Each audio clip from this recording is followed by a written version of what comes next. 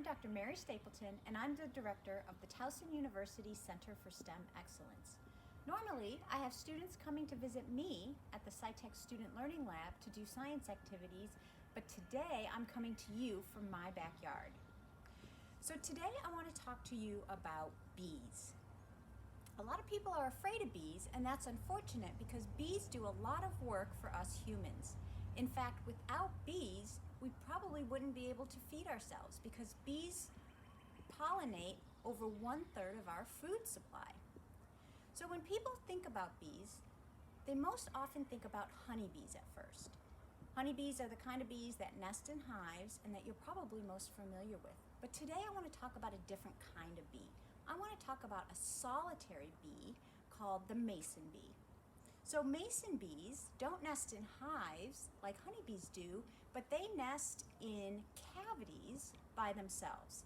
So not cavities like you might find in your teeth, but cavities like natural holes in pieces of wood or in the ground.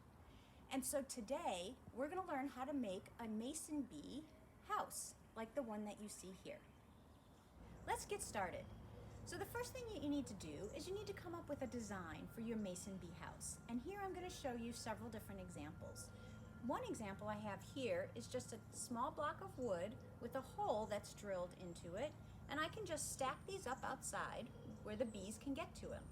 You might also want to choose to put some of your wood blocks in this frame to kind of keep them stacked up together.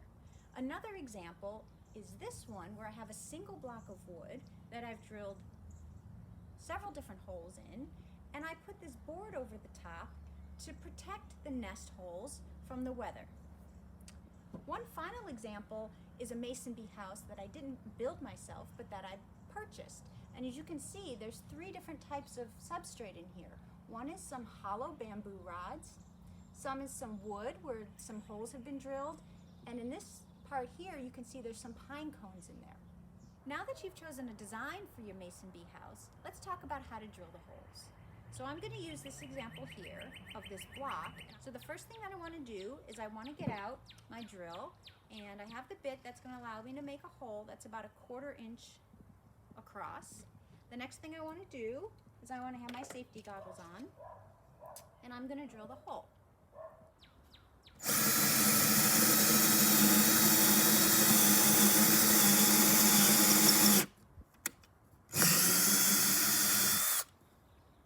One thing you want to make sure is you don't want to go all the way through the block of wood. You want to go about 2/3 of the way through. And then what I'll do is I'll finish drilling holes about every 2 inches along the block of wood. Let's talk about what's happening in your mason bee house. So once you've drilled these holes in the wood or these cavities and put it outside, the adult mason bees are going to come and they're going to find this. And what they're going to do is they're going to use these holes to lay their eggs. But the first thing they're going to do is they're going to put some nectar and pollen into this hole because that's what their eggs are going to need to eat while they're developing. So after they put some nectar and pollen in these holes, they're going to lay an egg, and then they're actually going to seal this hole up. And they do that by using pieces of mud. They might use a little bit of chewed up leaves. So then you have this nest that's sealed off.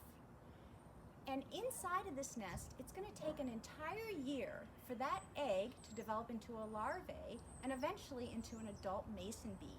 So next spring, what's going to happen is you're going to have an adult mason bee that's going to burrow their way out of this sealed cavity, and they're going to begin the entire cycle over again. If you're worried about attracting bees to your yard, don't be. Male mason bees can't sting at all, and female mason bees will only sting if they feel trapped or they're being squeezed. Since you shouldn't be squeezing the mason bees at all, you shouldn't have anything to worry about. And if you can't make a bee house right now, don't worry. There's lots of other ways that you can help mason bees. The first way is by encouraging people not to use too many pesticides in their gardens, on their lawns, or in parks. Another thing that you can do is encourage people to plant native plants. These are the types of plants that are best for our bees that we have here in Maryland. Take a walk around your neighborhood or even just look around your house. Bring a notebook with you.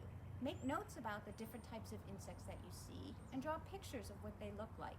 You'll be amazed by how many different types of insects you see and by all of the different roles they play in keeping our ecosystems healthy. That's all I have for you today.